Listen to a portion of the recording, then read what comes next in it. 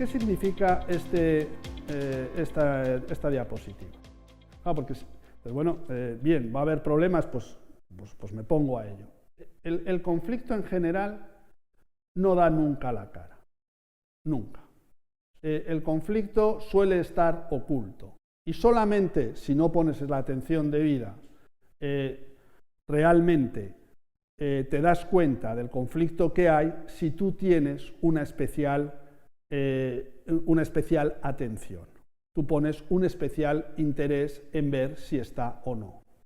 Por eso es esta diapositiva. El conflicto se intenta evitar. Nadie quiere mostrar el conflicto. Un ejemplo. Vamos a una gran empresa que construye presas para poner centrales eléctricas. Pide un estudio a los geólogos. Oye, ¿se puede hacer una presa en este punto del río, que es un sitio que es en principio especialmente adecuado, pues porque es estrecha y porque la presa nos va a salir más barata, pues porque la construcción es más sencilla? Y tú coges y llega un equipo de geólogos y dice, no, en este sitio no es conveniente hacer la presa, pues porque tiene unas características geológicas que probablemente la presa termine resquebrajándose. ¿A quién le apetecía escuchar que la presa no se podía hacer allí? Pues a nadie. No le apetecía absolutamente a nadie. Y estamos hablando de millones de euros. Y dices, bueno, pues ¿qué le vamos a hacer? Se hará en otro sitio. Es una posibilidad, con mucha más inversión. Yo te haré otra posibilidad. Le podemos pedir una segunda opinión a otro equipo de geólogos. Igual los primeros se han equivocado. Claro, el segundo equipo de geólogos puede ser que piense lo mismo que el primero o no, pero a lo mejor va y hace un informe más favorable para la presa. Bien, nos hemos ahorrado el conflicto, ya podemos hacer la presa donde queríamos, donde salía barata. Pero claro, nos ahorramos el conflicto, es más bien, no hemos querido verlo. Con el tiempo es posible que esa presa tenga problemas, que haya que hacer reformas, que haya que reconstruirla, o incluso en un momento dado pudiese haber un problema grave. Pero no es algo que yo quiera ver ahora. En mi carrera profesional, yo ahora de momento sigo por donde estoy, la presa sale bien, ganamos dinero y dentro de unos años ya se verá. El conflicto en general no da la cara. Normalmente se oculta. Y si por la razón que fuese aparece, incluso a veces uno dice, y mejor que no aparezca. Es más, casi nadie quiere ser el mensajero que muestra el conflicto. Porque, aunque parezca una perogrullada, no es raro tomarla con el mensajero en lugar de con la noticia. ¿Eso qué hace? Bien, esto lo que hace es que el conflicto se exprese, vamos a decir, solapadamente. ¿Qué quiere decir esto? Bueno, pues quiere decir que en realidad adquiere una forma disimulada. Esto es en lo que tenemos que pensar para detectarlo. Una de ellas es el chivo expiatorio, que es este que tenemos aquí. El chivo expiatorio, en la tradición judeocristiana, pues lo que hacían era que cuando el pueblo sentía que había pecado, cogían a un chivo y lo sacrificaban para calmar a Dios. Entonces, ¿qué ocurría? Que todos los pecados del pueblo quedaban expiados a través del castigo del chivo. Y los demás, tranquilos. Sus pecados habían quedado limpios. ¿Cómo se puede ver esto en una empresa? Bien, voy a poner un ejemplo de un trabajo que hicimos hace unos años en un hospital.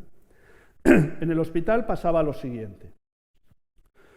Ellos nos llamaron los responsables de formación y de dirección de enfermería. Y en el hospital pasaba que estaban poniendo un nuevo programa informático, el programa Gacela, que permitía tener todos los datos de un paciente en una hoja, evidentemente, informática. Eso era novedoso y el programa Gacela se había implantado en todos los servicios del hospital, pero había uno que era un poco como la aldea esta de Asteris, que permanecía, que no había manera de conquistarla, irreductible. Bueno, pues había un servicio que efectivamente era irreductible al programa Gacela. Y ese era el servicio de neurocirugía. Entonces, todos habían aprendido a usarlo, menos los de neurocirugía. Y estaban negros con el servicio de neurocirugía. Y finalmente nos llamaron para dar un curso sobre el trabajo en equipo como una manera de a ver si se podía hacer algo con este servicio. ¿Qué es lo que pasó a lo largo de esa intervención que fue en parte formación, en parte prácticamente un trabajo de coaching?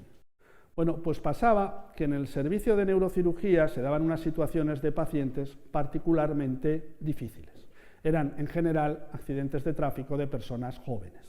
Eso significa ver chicos y chicas muy jóvenes, con unas enfermedades muy aparatosas, que se pueden quedar en una silla de ruedas, con mucho sufrimiento, por parte suyo, por parte de la familia, que de alguna manera va a los profesionales, particularmente al personal de enfermería, que es el que está más cercano al paciente, en la parte más emocional. Entonces, claro, tradicionalmente, ¿cómo se defendían los profesionales de este impacto emocional? Bueno, pues se defendían cogiendo y no teniendo un paciente no tenías una asignación directa de pacientes. O sea, tú tienes que tomar la tensión arterial, se la tomas a todos los pacientes de la planta. Luego viene otro enfermero, les pone el termómetro a todos los pacientes, y así. Pero el programa Gacela exigía que tú te hicieses cargo de un paciente y le hicieses todos los cuidados de enfermería a, por ejemplo, 3 pacientes. Y los demás pertenecían a otros profesionales. ¿Esto a dónde lleva? Esto lleva a que la relación con el paciente se estrechaba mucho. Y el impacto emocional de ese sufrimiento, que era muy frecuente en esa planta, porque encima son ingresos habitualmente muy largos, porque son enfermedades graves, cuando se han hecho cirugías que son muy agresivas y requieren mucho tiempo de recuperación, eso exigía que el paciente absorbiera más impacto emocional. Y por eso no es que no fuera capaz de aprender el programa Gacela, que tampoco era para tanto. Lo que no querían era asumir las consecuencias de implantarlo. Bien, ¿eso qué te muestra? Eso te muestra, claro, había una gran presión en el hospital para qué pasa con este servicio, con el supervisor, que es el que tiene bajo su mando a todo el personal de enfermería de la planta. Si tú solamente ves el origen de lo que te están diciendo, el problema puntual, tú solamente ves poco menos que un servicio que está en rebeldía. Sin embargo, ese servicio te puede dar una información más amplia. Y es que está habiendo una dificultad, no solo en ese servicio, sino en todo el hospital, en lo que es la relación con el paciente. Que quizás cada vez está resultando más difícil la relación con el paciente, que está habiendo problemas a ese nivel en todo el hospital, no solo en el servicio de neurocirugía, pero que tú lo ves en un sitio. Entonces, el chivo expiatorio es un poco como la señal de alarma. Se enciende la señal de alarma, aquí hay humo, pero lo que te indica es que probablemente haya humo en todos los sitios, solo que se ha encendido la señal de alarma en un sitio. De que tú lo veas un problema puntual a que lo veas un problema de todo el sistema, cambia completamente cómo entiendes lo que sucede y lo que vas a hacer en el futuro. Hemos visto el chivo expiatorio. También puede uno ver otro tipo de manifestación del conflicto que también de alguna manera oculta lo que está sucediendo. Y voy a poner también un ejemplo, porque estas cosas, si se explican en teoría, son un rollo y en realidad son sencillas, las vivimos todos los días, pero si lo teorizas, pues suenan a un rollo casi filosófico. Pongo un ejemplo que era lo que decía. Una empresa que vende cremas, que vende productos de belleza. Y es una empresa que está formada por dos socios. Uno de ellos es del lado es químico, ingeniero químico, algo así, y es el que se encarga de la producción de las cremas y de los productos de belleza. El que supervisa propiamente el producto, la generación del producto. Y luego hay otro que se dedica al marketing, a venderlo, a contactar con centros de belleza. Los dos son los directores y de sus respectivos departamentos, uno producción, otro ventas. ¿Qué sucede? Que la empresa va creciendo y entonces se decide, en el departamento de ventas estaba el director y directamente las personas que hacían ventas a través de telefonía, donde cerraban las ventas. se contrata a una persona para que quite parte del trabajo al director de marketing que andaba sobrepasado conforme iba creciendo la empresa y se va a encargar de la dirección de marketing. Lo que va a ser crear eventos, por ejemplo, demostraciones, cursos de formación, toda la parte de redes sociales, lo va a llevar esta nueva persona. Entonces, contratan a una persona que es amiga del otro director, del director de producción. Y esta persona, a su vez, también crece el departamento de marketing y al final termina también se contrata a una especie de ayudante que le auxilie a este nuevo director de marketing. ¿Qué sucede?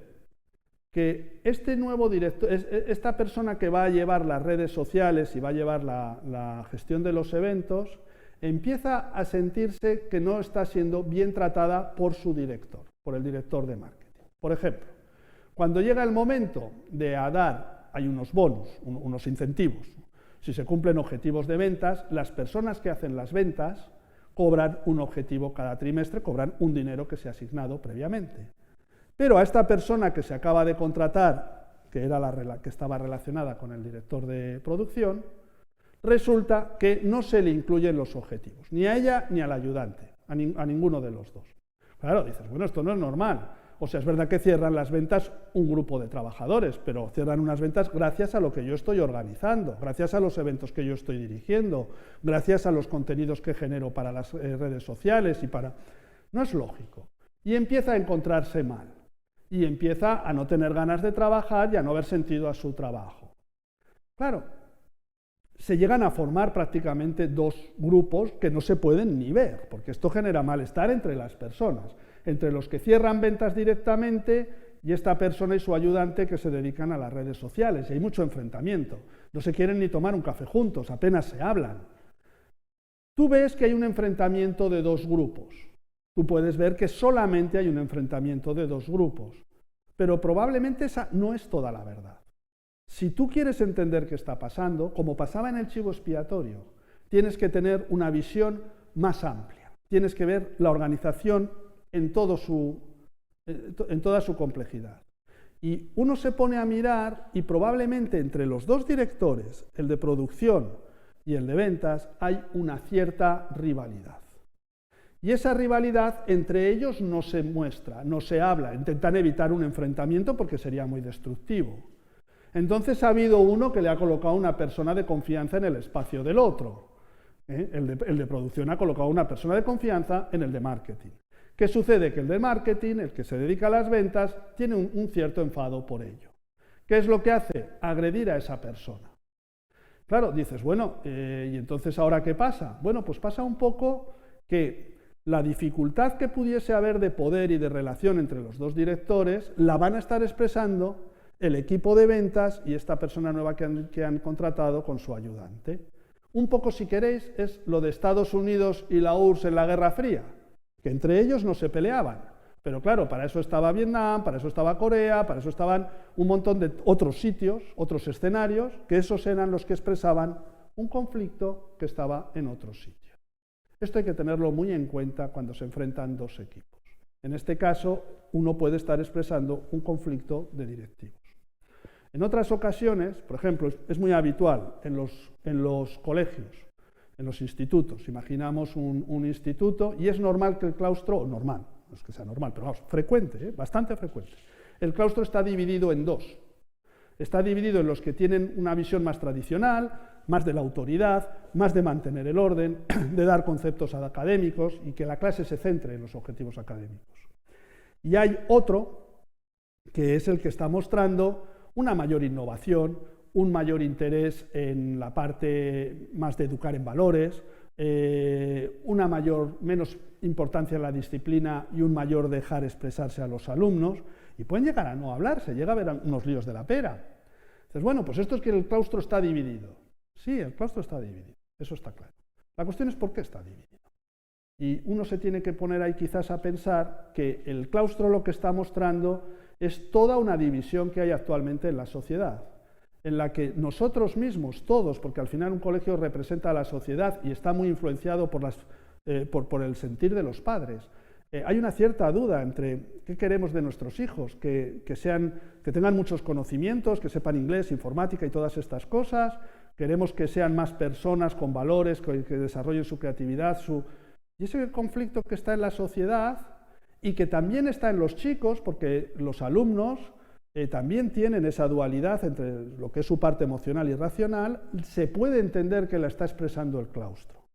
Si tú solamente enfocas un punto en un equipo, es difícil que entiendas lo que pasa en él.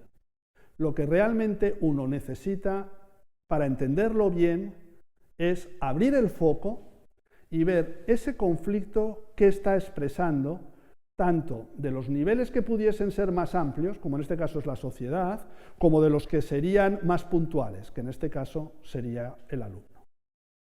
Llevamos ya dos, chivo expiatorio y que se formen dos grupos, que se formen dos subgrupos, el enfrentamiento entre dos. Vamos a por el tercero. Este pobre barco que se está hundiendo. Esto es una cosa especialmente importante y a veces un poco surrealista, que es que a veces el conflicto como se expresa es fastidiando a la propia organización, de alguna manera agrediendo, voy a decirlo así, a la tarea. Dices, bueno, ¿cómo va a ser eso? Bueno, vamos a ver. Fútbol. Digo fútbol porque es muy popular, pero valdría para cualquier actividad deportiva. Tú dices, bueno, los jugadores están enfadados con el entrenador, porque los jugadores, particularmente los buenos y los veteranos, no es tampoco tan raro que formen un subgrupo que quieren imponer de alguna manera cómo van a jugar, qué jugadores juegan y qué táctica hay y nosotros qué papel tenemos en esa táctica. Así que tienen un enfrentamiento con el entrenador. El entrenador a lo mejor tiene otra forma de entender cómo se debe de jugar y quiénes deben jugar. ¿Cómo resuelven esto los jugadores? Dicen, no te hacemos caso. No, eso no se puede decir. Tú no puedes decir, yo voy a hacer lo que me dé la gana. Eso es muy raro en una empresa que alguien le plantea a su jefe, yo voy a hacer lo que me dé la gana. No. Pero, casualmente, no sabes bien qué sucede, pero joder, el equipo empieza a perder partidos, te eliminan de la competición europea, y claro, conforme vas perdiendo partidos, ¿qué hace el presidente del club? ¿Echa a los 20 de la plantilla? No puede. ¿Quién está ahora en peligro? El entrenador. ¿Qué han hecho los jugadores? Bueno, han agredido a su tarea es jugar al fútbol y ganar partidos. No es tan raro. Si sois aficionados al fútbol o a cualquier otro deporte, porque esto pasa en todos los sitios, sabéis que esto pasa. A veces es ese conflicto contra la autoridad. A veces es la propia conflictos entre autoridad. Voy a poner otro ejemplo en esto. Imaginar un servicio de formación donde hay un jefe y un subjefe. Pero resulta que el jefe y el subjefe tienen unas ciertas rencillas de ver aquí quién manda. Total, que contratan a una empresa formadora para que dé unos seminarios. ¿Pero qué ocurre? Que le contrata el jefe, directamente, puenteando al subjefe a esta empresa formadora. El subjefe se agarra un mosqueo del uno. Esta empresa llega el momento de dar, vamos a suponer que son unos seminarios que van a dar en las aulas del organismo que tiene para esto. ¿Qué ocurre? Que cuando la empresa formadora manda el material que tienen que recibir los alumnos, no se sabe muy bien qué pasa, mandan una versión inicial, luego mandan una segunda versión, los alumnos reciben la primera versión. Las fechas que se ponen originalmente, resulta que ha habido un problema y se tienen que cambiar. Luego resulta que cuando se llega al aula, se había pedido un aula con unas determinadas características, porque claro, era muy importante que la formación tuviese un aspecto participativo, y eso empieza por cómo se ponen las aulas, las sillas, una disposición en semicírculo, todo al revés, todo lo que pide la empresa de formación. Siempre pasa alguna cosa, siempre hay alguna historia, no está la persona que tiene que abrir con la llave al aula, todo sale mal. Claro, al final llega un momento en que esa actividad es mal puntuada por los alumnos. Entonces el subjefe le dice al jefe, ¿lo ves cómo te has equivocado al puntuarme, al puentearme? Esta empresa no tiene validez, es una chapuza. ¿Qué ha ocurrido?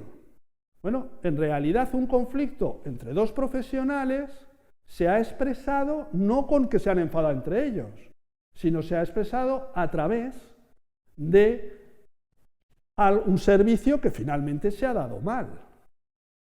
Cuando esto se escucha así, dices, hombre, esto es una simpleza, ¿cómo va a pasar esto? A veces uno se pregunta cómo puede ser que una marca de deportivas haga unas deportivas que valen un montonazo de dinero y tienen un defecto de fábrica que produce lesiones a todos los que se la ponen. ¿Cómo ha podido pasar eso? ¿No tiene servicio de control de calidad esa empresa? Claro que lo tiene. O un móvil que no funciona, que los tienen que cambiar a todos los usuarios. ¿Cómo pasan esas cosas? Muchas veces se atribuyen problemas al último eslabón, a que ha habido un fallo en la producción, en el control de calidad, que tienen otros orígenes. Lo que pasa es que no se mira. ¿Qué ocurre? El conflicto no da la cara y tiene mala prensa habitualmente. Recordar esa careta del principio. ¿Quién le pone el cascabel al gato? ¿Quién dice esto no es lo que parece? Hay algo detrás que lo explica. Pues justo el directivo. A veces al directivo le cuesta. Es un esfuerzo, porque en general lo que uno encuentra es que, ¿qué dices? No, eso no está. Pero en realidad es una gran parte de su trabajo, porque si tú no identificas un problema y no lo identificas a tiempo, es muy difícil que lo soluciones. Entonces, ¿quién le pone el cascabel al gato? Pues en realidad el directivo, que debe de tener muy clara esa lupa sistémica en la cual algo que te parece puntual, dedícale un ratito, solo un ratito, a pensar que quizás no es tan puntual, que quizás está expresando un conflicto más amplio. Hay un cuento, creo que es sufí, oriental, muy breve, y así también descansamos un poco y nos relajamos, que es el del vendedor de alfombras. Había un vendedor de alfombras que tenía una alfombra para él muy preciosa. Y entonces resulta que va y le ve un bulto a la alfombra. Joder, mi alfombra favorita y con semejante bulto. Coge la escoba, ¡fras!, le sacude al bulto. El bulto baja. Pero al poco ese mismo bulto aparece en otra punta de la alfombra. ¡Bah! Otra vez. Total, que el bulto no hace más que ir de un lado para otro y le da una manta palos a la alfombra. Al final, la alfombra está destrozada y por una esquina se desliza y se escapa y se